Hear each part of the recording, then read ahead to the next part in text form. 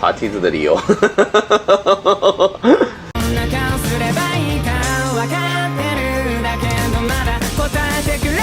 Hello， 各位网友，大家好，我是大川哈。那么今天呢，我们聊一下这个一部动漫啊，叫做《冰果》哈。那么今天呢，就做一下这个冰果10周年纪念，讲一下二次元世界里的文学最巅峰。那么这个视频呢，其实我今年一直都想做哈，结果一直拖到了年底才做哈，真的是不能再拖了哈，因为到明年就变成11年纪念，这个拖延症呢不治不行了。2012年呢4月，有一部影响了一大堆人的名作《冰果》问世哈，而且直到今天为止，10年过去，那么多的动漫推陈出新，超越《冰果》级别的作品，在我个人眼里是不存在的哈。所以今天呢，就来讲讲《冰果》这部二次元巅峰之作，它到底好在哪里啊？冰果改编自日本作家米泽穗信的同名小说。说到米泽穗信，那可是日本推理界的大师级别存在哈。2001年，他以冰果出道即巅峰，第一部作品就拿下了 Young Mystery and Horror 部门的奖励赏哈。从此几乎每一部作品都震撼推理界，几乎部部都拿奖或者候补哈。2021年以最新作《黑牢城》拿下推理界资格最老的直木赏。该作品《黑牢城》也成为了史上第一部3冠王，分别拿下山田丰太郎赏、直木赏和本格推理大赏哈。所以呢，如果说东野圭吾是中国人最熟悉的推理作家，那么米泽穗信在日本文坛至少是与东野圭吾齐名，甚至可以说评价比东野圭吾更高啊。那么米泽穗信呢，他的作品呢有一个什么样的特点呢？最大的特点就是全部都是走本格路线哈。所谓本格推理呢，就是指不玩各种花活，纯粹以解谜为最大乐趣的这种推理写法。那么每部作品呢，都严格遵守推理小说的10诫9命题20原则这么一个方式来写哈。那么所谓的10诫9命题20原则呢，它听起来很唬人的，但是呢，帮你总结一下呢，就是推理小说要写得足够公平。到最后你知道犯人的时候啊，你读者和作者所掌握的同样的公开情报应该是一致的啊，这个就是本格推理的一个规则哈。就你不能说哈，你最后发现这个犯人的时候呢，作者刚开始的时候隐藏了一个重要的线索，然后没告诉你，然后到最后呢才给你补这个线索哈，那么这个就不叫本格推理哈。你比如说东野圭吾写的那个侦探伽利略哈，严格意义上来讲，它不是本格推理啊。虽然呢，它的线索呢和情况呢和这个场面描写呢，其实都公开了给你，但是关键是呢，它里面的一个科学原理呢是你不知道的。他就是欺负普通人不懂这些科学的最新发展哈，然后把这个科学原理这么一个非常重要的一个线索呢不告诉你，然后呢到最后呢，这个一推理的时候呢，汤川学就拿一个什么物理学原理，什么一个最新的这个产品，然后一个最新的这个工业上的一个机械，然后呢就是犯人就是用这个东西去杀人哈。那么这个呢实际上呢就是玩了个巧哈，那个东西呢虽然是公开的，但是绝大多数99%的读者呢是不知道这玩意的存在的。所以呢就是东野圭吾他最本格推理的一部小说呢拿奖最多，那就是《容疑者 X 的现身》哈。同时呢，你比如说《名侦探柯南》，它是不是本格推理？它也不是，没有满足这个线索完全公开的这个原则哈。你比如说柯南里面很喜欢用什么钢琴丝，然后用什么钓鱼线。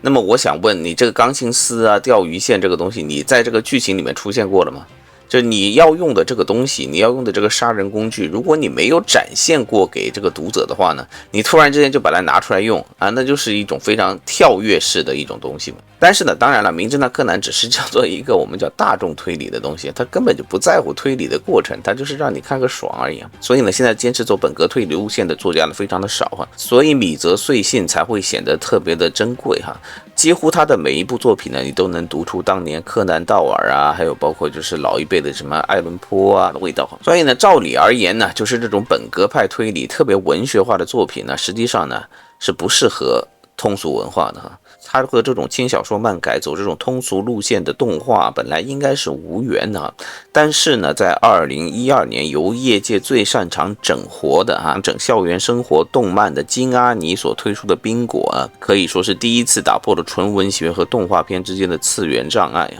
金阿尼这个动画公司呢，就特别擅长各种以校园高中生活为题材的作品呢。可以说金阿尼作品也有3原则那就是高二女部长和文化季哈。金阿尼呢就有点像这个任天堂的这个箱庭游戏哈，它基本上发挥呢只局限于高中校园生活上这么一年，就高二这一年哈。然后呢次都能整出天马行空的花活哈，越整越活。这种自负手脚却把东西做得特别好的这种做法呢，就是任天堂方式哈。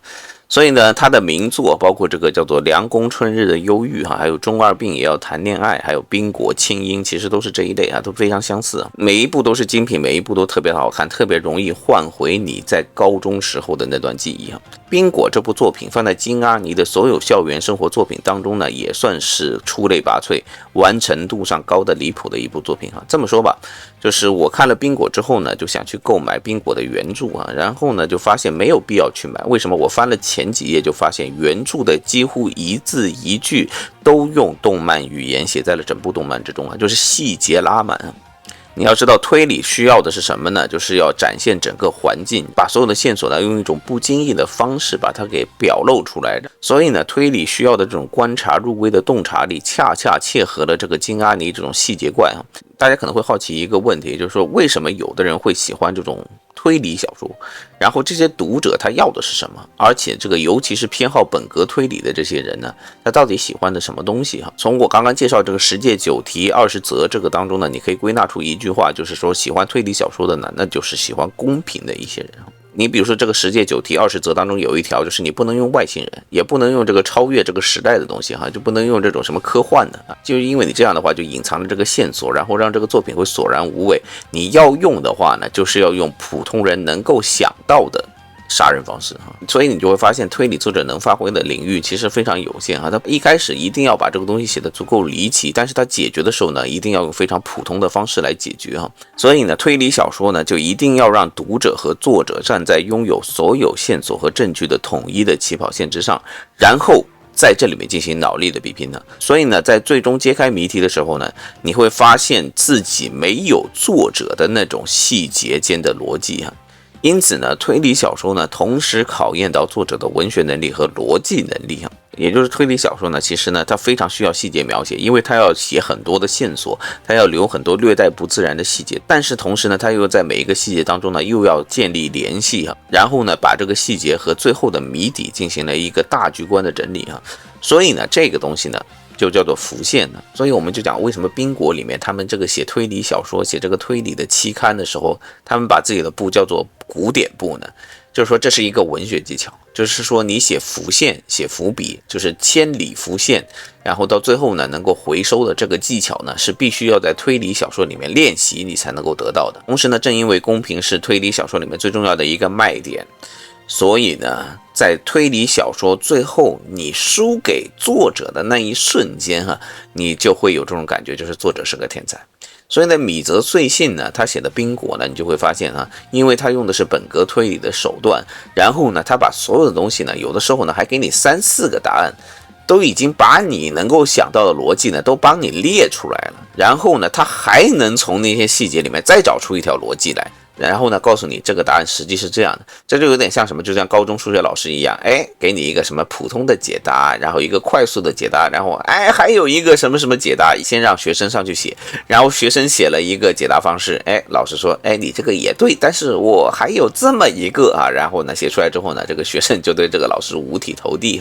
那么米泽穗信呢，他的这个作品呢，就有这种感觉所以呢，我就有一个感慨就是在文艺这个道路上面喜欢这个文艺的人呢，其实呢，他都有一定的基础实力就是如果说你没有这个基础实力，你连享受这种文艺的水平都没有。就比如说你喜欢音乐，你肯定懂一点点音乐；你喜欢跳舞的话，你也肯定懂一点点跳舞。所以呢，这个行业里面的成功人士呢，恰恰是你追求的那个目标其实你隐隐之间呢，是和作者有一种竞争关系的你隐隐之间想要成为作者，然后成为作者的这一个过程呢，就是叫做追求梦想的一个过程所以呢，你一开始比如说你做 YouTube， 你肯定是想成为一个最红的 YouTuber， 结果你发现你赶不上人家。但是呢，在 YouTube 上面呢，就是你赶不上人家呢，你不会觉得就是对方比你强多少，因为 YouTube 是做通俗性的东西嘛，就它不是说一定要做的很高水平的东西呢，然后它才会有高的播放量。但是推理小说就不一样，就是每一次呢，这个作者呢，他都是要超出常人的想象，想出另一条逻辑呢，他才会把这个结果呢写得好看所以呢，每一次你在看冰果这样的东西的时候呢，你没有想到作者的这个逻辑然后就会让你非常的就是懊恼，然后你真的就会从内心里面就发出一句话，就是说米泽穗信这个人呢，他就是个天才。读者要输的心服口服，然后呢，他才会产生那种就是这个推理小说好看的这个感觉哈。所以呢，真的能让所有喜欢推理小说的人都觉得心服口服的一个作者呢，真的就是天才啊！所以呢，冰果这个作品呢，就很好的把这种天才的苦闷给你展现了出来，因为他专门有好几集就是在讨论这个你为什么会是天才这么一个话题啊。然后就是他那个主人公就是特别懒嘛，懒呢，但是又特别的聪明，又特别会推理啊。然后呢，就是周围的人呢都会说，哎，为什么你能想到这个东西哈？他这个东西呢，实际上就是米泽惠信这个作者本人当中的一个就是心理的烦闷哈。同时呢，它里面还有一些就是说这个就是文艺理论的东西啊，就比如说它里面就会讨论就是这个作品好不好，到底是由观众来判断呢，还是应该有一个就是所谓的客观评断标准啊？所以呢，这部作品冰果自身呢，它虽然是通俗性的一个动漫啊，但是它里面讲的东西呢是很文学性的。所以呢，如果对文学有兴趣，对推理小说有兴趣，对所有的这些就是文学概念和这个文学逻辑还有文学矛盾感兴趣的人呢，真的是非常需要看一下冰果这部作品啊。就这个里面可以给你展现不知道多少让你叹为观止的一种就是文学思维，还有包括就是文学家的苦闷在里面啊。所以呢，冰果才会成为所有动漫节里面的一个巅峰，就是因为它的文学性实在是高的不可想象。好吧，那么今天我们这个吹冰果的这个视频就做到这里哈，终于完了我2022年的一个小心愿哈。那么谢谢大家，我们下期再见，拜拜。